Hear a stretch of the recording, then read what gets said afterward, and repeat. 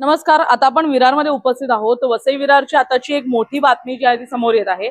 वसई विरारमध्ये तब्बल 13 ठिकाणी जे आहेत आज ईडीच्या छापेमारी आहेत. सकाळी 7:30 वाजल्यापासून या छापेमारी सुरू झालेली आहेत. तर 41 इमारतींचा जो मुद्दा होता, ज्यामध्ये प्रमुख आरोपी जे होते सीताराम गुप्ता यांच्या घरावर जी आहे ती छापेमारी अजूनही सुरू आहेत.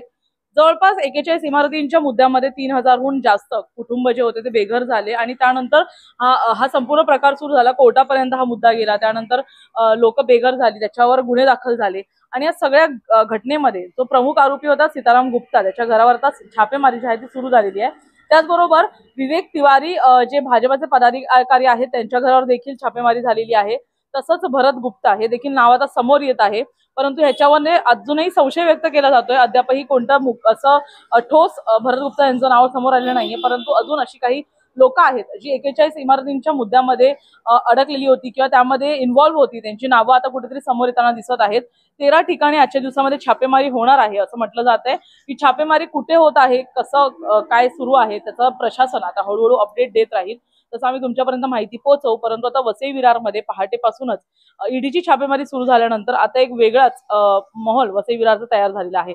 सर्वत्र तणावपूर्ण शांतता जी आहे आपण पाहू शकतो. कारण कधी कोणत्या नेत्याच्या घरी आता ईडी पोहोचेल हे सांगता येत नाही. या संपूर्ण घटनेमध्ये बहुजन विकास आघाडी असू दे किंवा भाजपाचे पदाधिकारी असू दे, आता सध्या छापेमारीच्या जाळ्यात सगळेच अडकताना दिसत आहेत. त्यामुळे छापेमारी 41 इमारतींच्या मुद्द्यावरच होत आहे की वेगळं काही राजकारण यामध्ये आहे ते सांगणं अद्यापही योग्य नसेल. यामध्ये जे काय ते पुढे अपडेट्स येत राहतील.